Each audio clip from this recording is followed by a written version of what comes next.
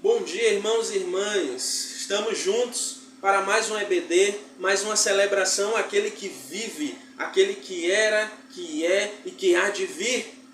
Estamos alegres e contentes porque o Senhor tem falado aos nossos corações, tanto nas nossas reuniões presenciais quanto nas nossas reuniões online. A nossa EBD ela está acontecendo presencialmente, mas simultaneamente você está tendo a oportunidade de participar da EBD em formato online. Que nós possamos valorizar essa ferramenta, que nós possamos valorizar a nossa escola bíblica dominical, que nós possamos valorizar a oportunidade para ouvirmos mais do Senhor, para aprendermos mais do Senhor, para estudarmos a palavra do Senhor, que a alegria do Senhor, ela preenche o seu coração nesse momento e que você, a partir de agora, tenha uma EBD que vá transformá-lo como estudante e como cristão. Hoje nós estaremos trabalhando a nossa lição de número 12. A salvação é proclamada. Como é bom proclamarmos a salvação, como é bom falarmos da graça salvadora, como é bom anunciarmos o Evangelho que salva, o Evangelho que restaura, o Evangelho que vivifica, o Evangelho que renova. Como é bom termos essa alegria tomando os nossos corações. Como é bom falarmos da salvação que vem do Senhor. Hoje nós teremos aula com o nosso professor, pastor Raimundo, que estará conduzindo a lição. Nesse momento nós vamos estar orando por nossa escola bíblica dominical, orando pela vida do professor, orando pela vida dos estudantes da escola bíblica dominical, para que o Espírito Santo fale poderosamente aos nossos corações e que possamos aprender mais acerca da palavra de Deus. Oremos. Pai Santo, muito obrigado, Deus. Muito obrigado pela oportunidade que temos para conhecermos mais de Ti. Muito obrigado, Senhor, porque o Senhor preenche o nosso coração, preenche a nossa mente, nos convida para conhecermos mais do Senhor. Pai, nesse momento eu te apresento a vida do Teu Filho, Deus, pastor Raimundo. Conduz, Deus, tudo aquilo que ele vai falar, tudo aquilo que ele vai ensinar acerca da Tua salvação que foi proclamada, Deus, e que vem sendo ainda hoje proclamada. Muito obrigado pelo privilégio de anunciarmos a Tua salvação, de pregarmos o Evangelho, de apresentarmos às pessoas um Deus que é bondoso, um Deus que cura, que sara, que liberta. Muito obrigado, Deus, porque as nossas vidas elas estão sendo conduzidas pelo Senhor. Continua abençoando a nossa igreja, continua abençoando o nosso pastor, continua abençoando cada aluno dessa escola bíblica dominical, desse domingo, cada família representada. É o que eu te peço, te agradeço, no nome santo de Jesus. Amém. Amém. Que possamos ter uma EBD abençoada pelo Senhor. E nesse momento eu passo a palavra ao professor, pastor Raimundo. Pastor, que Deus abençoe a sua vida e te use poderosamente nessa aula. Forte abraço. Graça e paz, meus irmãos, bom dia. Estamos aqui para mais uma escola dominical, escola bíblica dominical, na manhã deste domingo. E vamos estudar hoje o capítulo 61 do profeta Isaías. A lição, a revista intitula esse capítulo como A Salvação é Proclamada. Não é? Nós colocamos o seguinte título, melhor dizendo, o seguinte título: O servo do Senhor, o Messias, é ungido e nos anuncia que o servo do Senhor, o Messias, é ungido e nos anuncia que, primeiro, haverá uma trégua na provação e no sofrimento. Haverá o raiar da era do ano aceitável do Senhor. E haverá o dia da vingança de Jeová. Muito bem. Analisando o capítulo 61 do profeta Isaías, vamos para o primeiro versículo e o que ele diz. Diz assim: O Espírito do Senhor Jeová está sobre mim, porque o Senhor me ungiu para pregar boas novas aos mansos. Enviou-me a restaurar os contritos ou quebrantados de coração. Outra tradução diz quebrantados de coração, né? a proclamar liberdade aos cativos e a abertura de prisão aos presos. Muito bem, Isaías 61, o Messias melhor dizendo, inicia seu ministério citando essa passagem. Essa passagem que nós acabamos de ler foi o início, ela deu início ao ministério terreno do Senhor Jesus, o Messias. Quando ele vem do deserto, após 40 dias de provas, sendo tentado pelo tentador, pelo demônio, pelo diabo, pelo Satanás, ele retorna vitorioso, robustecido pelo Espírito Santo, que o havia impelido. Marcos 1:11 diz que o Espírito, em 12 diz que o Espírito o impeliu para lá, o empurrou para o deserto, para ser tentado pelo diabo, e fortalecido no Espírito, e pelo Espírito ele volta vitorioso, havendo vencido todas as tentações que o diabo havia lançado para tentar fazê-lo cair, mas foi derrotado pelo Senhor. E ele, voltando, ele dirige-se ao primeiro lugar que Jesus vai, é a cidade de Nazaré, onde ele fora criado, quando veio do Egito. Ele vai a Nazaré e dirige-se à sinagoga. Chegando na sinagoga, o dirigente lhe entrega o livro do profeta Isaías, um trecho em que está este capítulo. E ele lê este versículo. Foi-lhe dado o livro do profeta Isaías. E quando abriu o livro, achou o lugar em que estava escrito: o Espírito do Senhor é sobre mim, pois que me ungiu para evangelizar os pobres. Certo? Me ungiu para evangelizar os pobres. Os pobres. Enviou-me a curar os quebrantados do coração, a pregoar a liberdade aos cativos, a dar vista aos cegos, a pôr em liberdade os oprimidos e anunciar o ano aceitável do Senhor. Muito bem. O Messias, o rei eleito por Jeová, é ungido com o Espírito do Senhor. O Messias, o rei eleito por Jeová, é ungido com o Espírito do Senhor. Isso está em Isaías 11, versículo 2. Diz assim: repousará sobre ele o Espírito do Senhor, o Espírito de sabedoria, o Espírito de inteligência, o Espírito de conselho e de fortaleza, o Espírito de conhecimento e de temor do Senhor. Nós encontramos aqui 7 atribuições do Espírito de Deus, que são o Espírito do Senhor, o Espírito de sabedoria, de inteligência, de conselho, de fortaleza, de conhecimento e de temor do Senhor. Muito bem. O Espírito do Senhor está sobre mim. Vamos adiante. Mas vamos aqui ver a quem é dirigida esta palavra que está no capítulo 61, no versículo 1. Primeiro, o Senhor me enviou a pregar boas novas aos mansos ou quebrantados de coração. Certo? Então, nós aqui podemos ver a quem e em quem o Evangelho faz efeito. Aos mansos e quebrantados ou quebrantados de coração. Pessoas mansas, pessoas que recebem com humildade, pessoas que recebem com o jugo abatido, que colocam o pescoço no jugo. Pessoas que são, permita-me dizer, como o quiabo que você pega e quebra. Você pega, põe na sua cesta. Você escolhe aquele quiabo.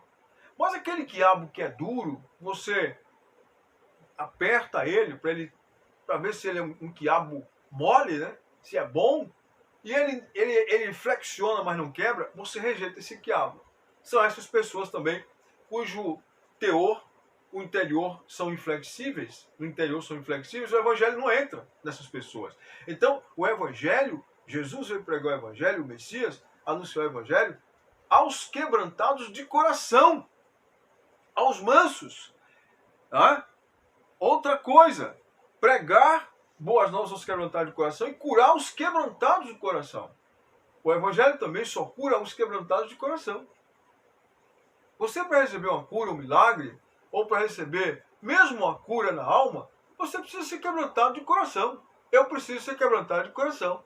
Indivíduo que é inquebrantável, inflexível, durão, pessoas que resistem ao Espírito de Deus, resistem à operação do Espírito Santo, são muito racionais, né? Não se deixam se envolver por emoção, ainda mais quando é emoção promovida pelo Espírito, né? Essas pessoas acham que essas pessoas que se emocionam assim com muita facilidade são pessoas de um QI menor, não é? De uma capacidade intelectual inferior. Elas não veem ali a possibilidade de que o Espírito de Deus, o Espírito Santo esteja atuando. Não, não, isso é uma fraqueza mental, isso é uma fraqueza emocional. Pois é, a Bíblia está dizendo aqui que Jesus falou, citando Isaías, que o Evangelho, a mensagem dele, é para curar os quebrantados do coração.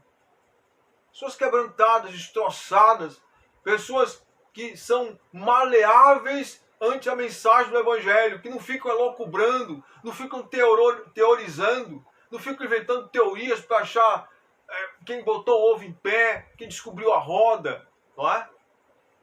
Para que a sua fé, nesses casos, se apoie em sabedoria humana. Não é? Porque o apóstolo Paulo disse em nada, irmãos, quando eu fui até vós, eu não me propus a ir usando palavras de sabedoria humana, mas sim demonstração do Espírito e de poder. E disse mais, nada me propus a ter entre vós, a não ser falar de Jesus Cristo e esse crucificado. O que é loucura para os judeus, não é? Loucura para os judeus, escândalo para os judeus e loucura para os gregos, mas é o poder de Deus para a salvação de todo aquele que crê. Outra coisa, o Evangelho, a mensagem que o Messias veio trazer e que o Espírito o ungiu e o capacitou para fazê-lo, era para proclamar liberdade aos cativos e pôr em liberdade os presos. O Evangelho põe, sim, os cativos em liberdade, liberta os cativos do diabo, e põe em liberdade os presos. Jesus veio anunciando isso. Jesus colocou centenas e centenas de milhares de pessoas livres do poder do diabo. Como está escrito em Atos 10:38, né? Concernente a Jesus de Nazaré, o qual Deus ungiu com o Espírito Santo e com virtude, o qual andou por toda parte fazendo o bem e curando a todos os oprimidos do diabo, porque Deus era com ele. Bendito seja Deus. Adiante. Ainda o capítulo 61, o versículo 2, avançando, diz o seguinte: apregoar o ano aceitável do Senhor. Vamos analisar isso aqui. Apregoar o ano aceitável do Senhor e o dia da vingança do nosso Deus. A consolar todos os tristes. Vamos lá. Versículo 2. Apregoar o ano aceitável do Senhor. O que é isso? Apregoar o ano aceitável do Senhor, senhores, esta mensagem é exatamente o que o Filho de Deus veio fazer. Ou seja, quando Jesus Cristo morreu por nossos pecados, foi entregue por nossos pecados e ressuscitado para a nossa justificação. E ele ressuscita, e ele vai até os céus, ele sobe aos céus, ele inaugurou o ano aceitável do Senhor. Ele inaugurou o dia do Senhor, o dia do domínio do Senhor. É o chamado, o chamado período da graça. Esse período da graça também é conhecido biblicamente como o ano aceitável do Senhor. Ou seja, o período de tempo em que Deus está favorável, em que Deus está disposto a perdoar o homem, a esquecer as ofensas do homem, desde que este aceite a sua oferta de perdão através da conversão a Jesus Cristo e do senhorio de Jesus Cristo em sua vida. Não aceitar Jesus e dizer, Jesus, eu aceito o Senhor, mas eu vou viver a minha maneira, eu vou fazer o que eu quero, contanto que o Senhor me abençoe. Eu vou na frente, o Senhor vai atrás. Não, não é isso. Ao contrário, Jesus, eu entrego minha vida ao Senhor, o Senhor é o Senhor da minha vida, eu estou aqui para ser o teu servo, e dizer como Paulo, quando caiu do cavalo, disse, Senhor, quem és, Senhor? Jesus disse, eu sou Jesus a quem tu persegues. O que queres que eu faça? Já está convertido. Já está convertido. Antes ele fazia o que ele queria. Agora, quando ele cai do cavalo e a luz divina o rodeia, ele diz, quem é, Senhor?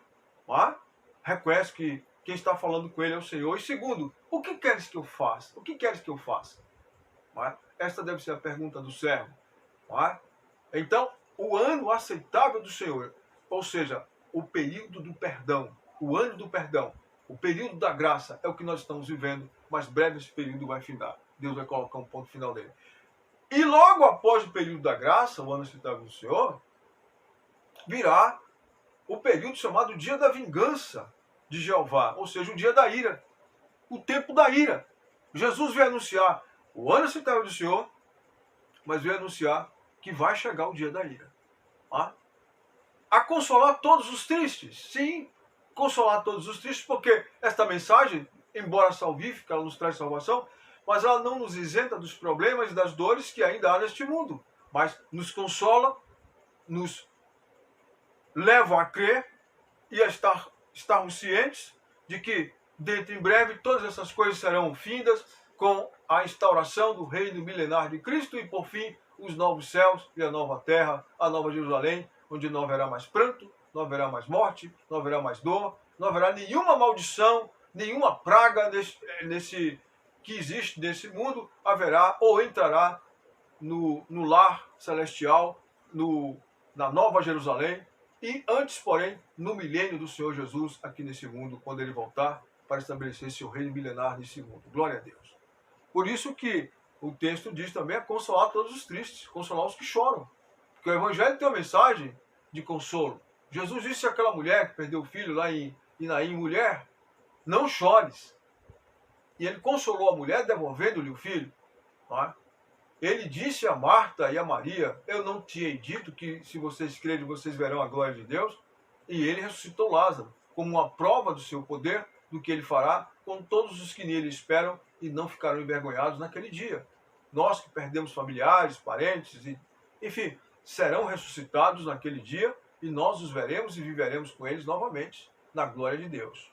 Bendito seja Deus. Por isso que é uma mensagem para consolar os que choram. Não Capítulo 61, versículo 3 diz: a ordenar acerca dos tristes de Sião, que se lhes dê ornamento por cinza, ornamento em lugar de cinza, óleo de gozo por tristeza, óleo de alegria em lugar de tristeza, veste de louvor por espírito angustiado, veste de louvor em lugar de espírito angustiado, a fim de que se chamem árvores ou carvalho de justiça, plantação do Senhor, para que ele seja glorificado. Vamos aqui analisar?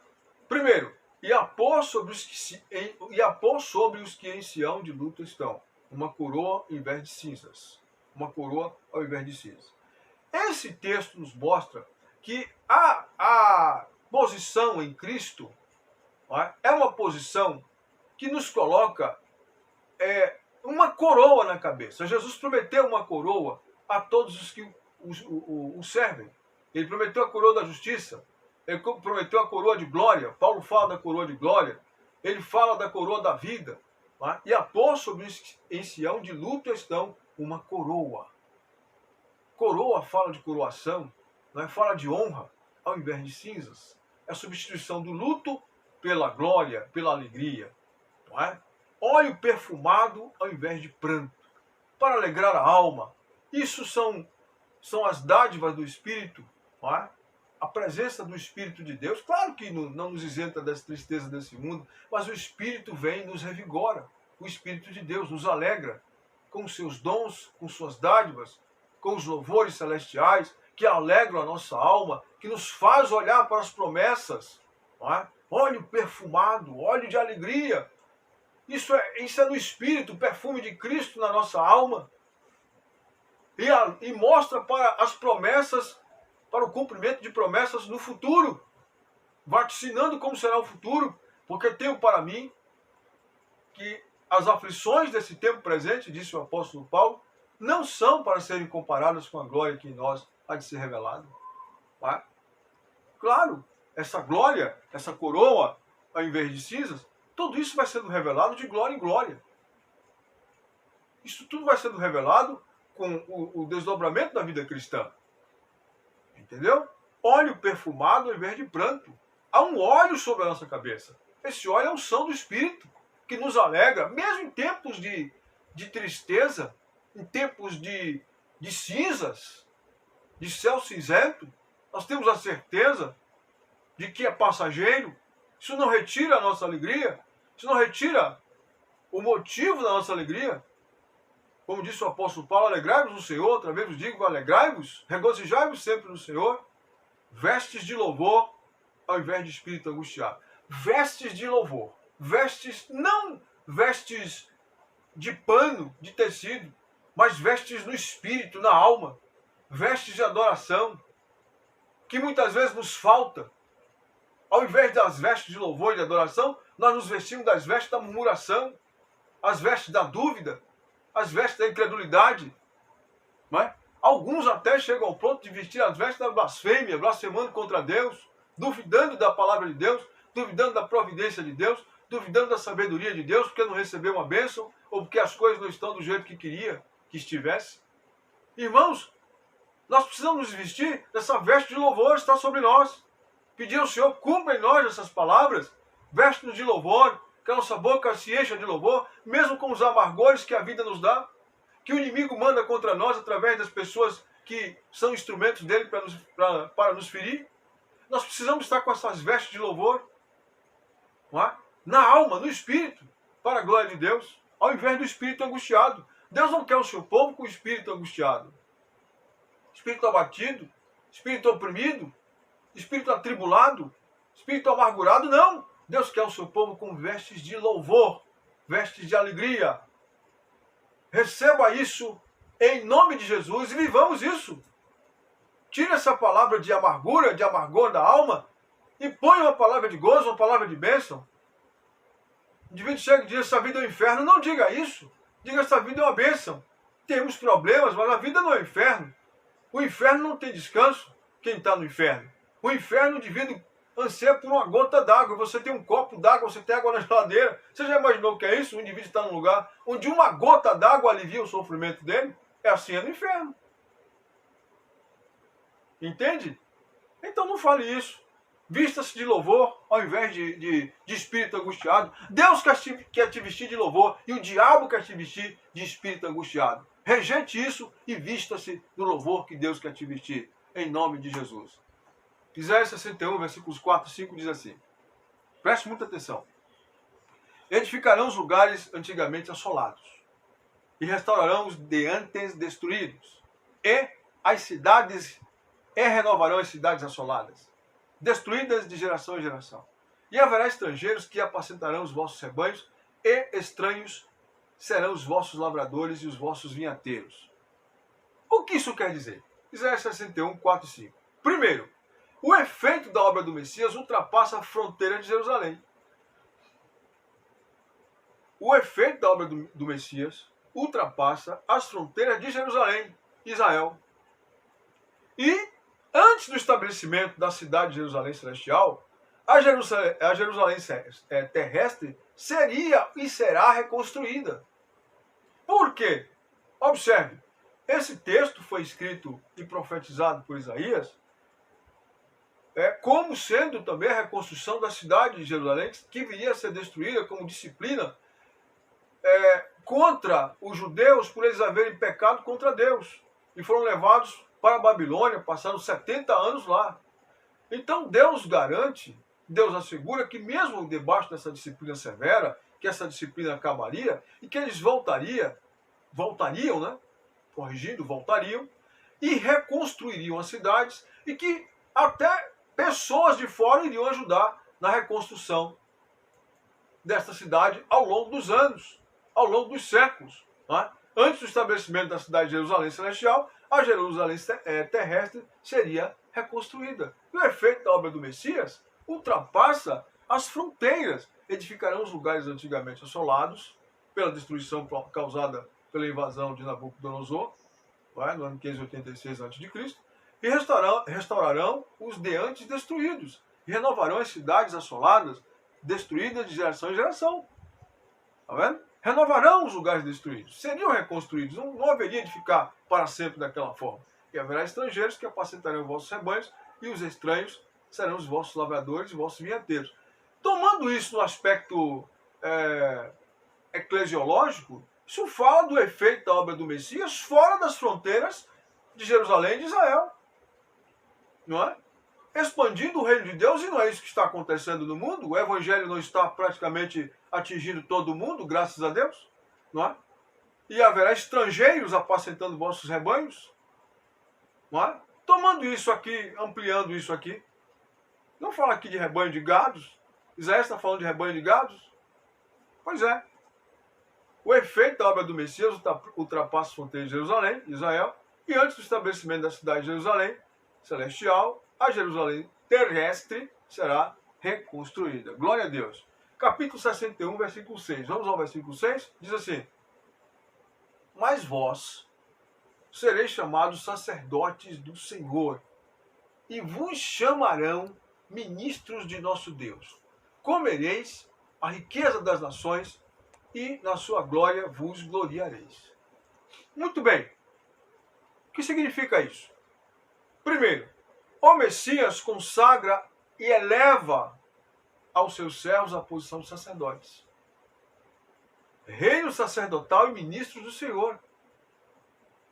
Vós sereis chamados sacerdotes do Senhor. Os sacerdotes eram uma casta escolhida da tribo de Levi. Quando o Messias veio, realizou sua obra, ele expandiu isso. O sacerdote não está mais entregue a uma tribo, mas todos foram feitos sacerdotes. Vamos ver isso? Segundo, o Messias consagra os seus servos, o Messias consagra os servos de Jeová, o Santo Deus, a servir de santidade. É o que nós vamos ver agora. Aqui. Vós também, o texto que nós vamos destacar para apoiar essa verdade, está em 1 de Pedro 2, de 5, capítulo 2, versículos 5 e 9. Diz assim: vós também, como pedras vivas, sois edificados casa espiritual, sacerdócio santo, para oferecer de sacrifícios espirituais agradáveis a Deus por Jesus Cristo. Mas vós sois a geração eleita, o sacerdócio real, a nação santa, o povo adquirido, para que anuncieis as virtudes daquele que vos chamou das trevas para a sua maravilhosa luz. Então veja, aqui aparece duas vezes a designação sacerdócio santo e sacerdócio real. Está vendo? O Messias, o apóstolo Pedro diz que Cristo nos fez sacerdócio santo e sacerdócio real.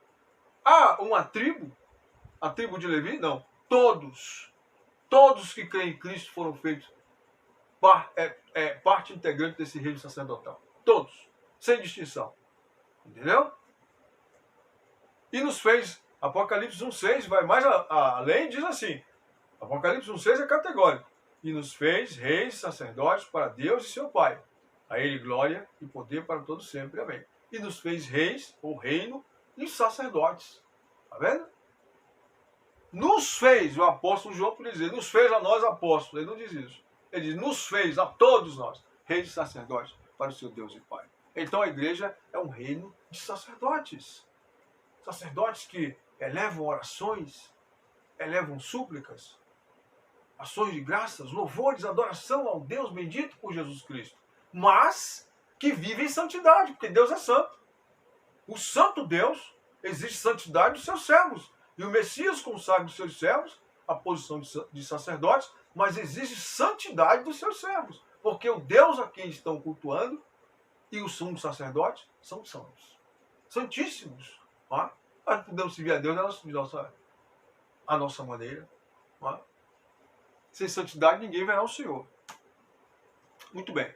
Versículo 7 diz assim: por vossa dupla vergonha e afronta exultarão pela sua parte, pelo que na sua terra possuirão dobro e terão perpétua alegria.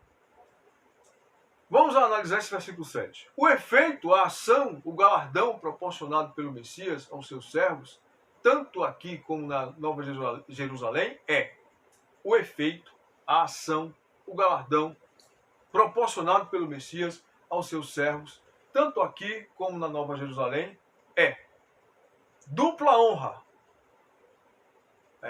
Dupla honra, herança eterna, perpétua alegria, bênçãos eternas.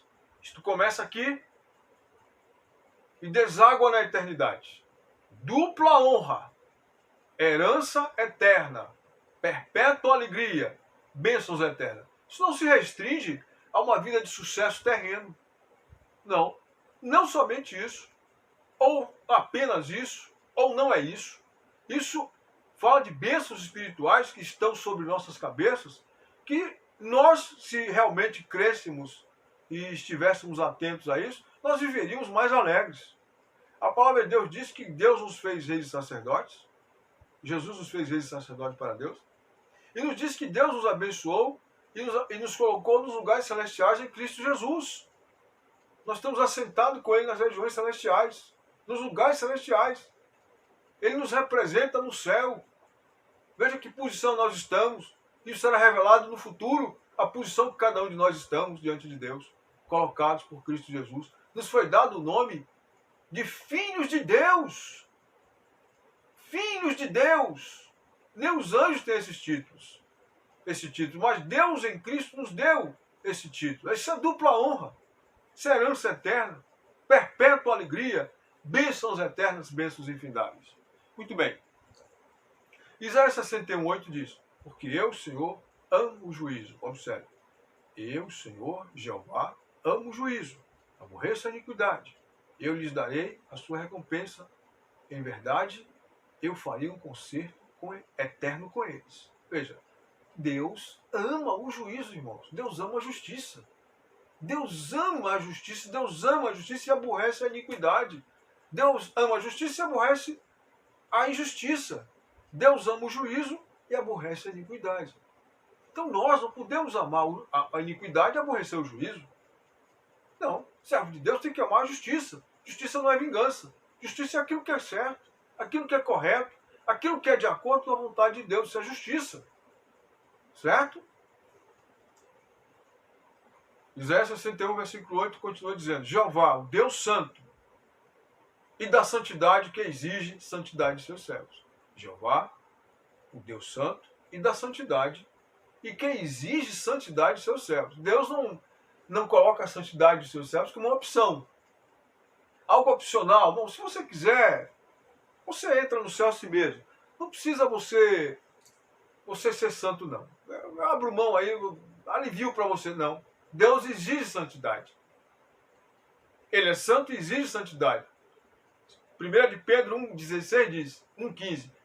Porquanto ele disse, sede santos porque eu sou santo. Sede é um mandamento. Sejam santos porque eu sou santo.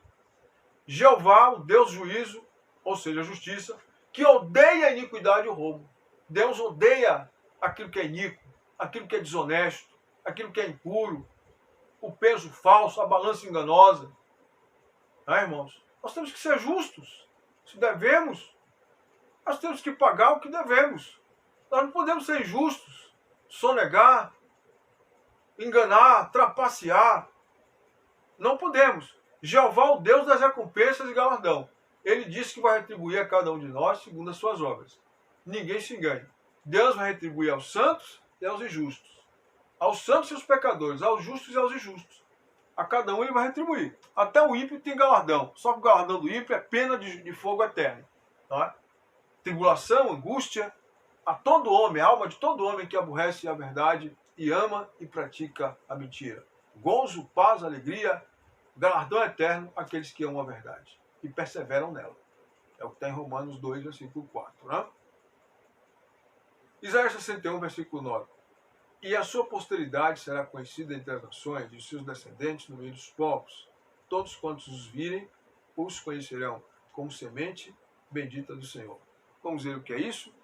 Primeiro, o Messias insere os seus servos de todas as nações na família de Deus, a família celestial.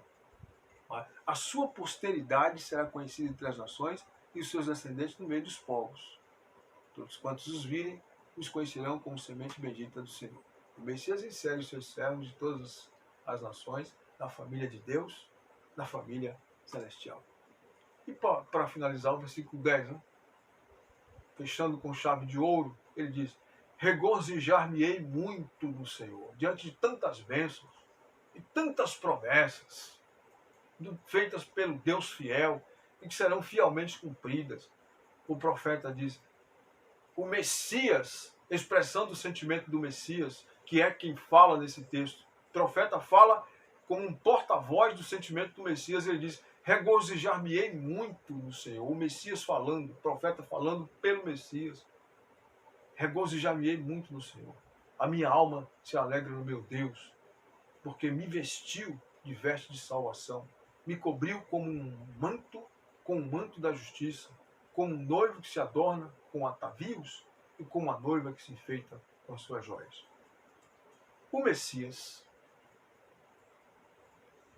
se alegra por Deus Jeová tê-lo vestido com as vestes da salvação, isto é, por tê-lo ungido como Salvador.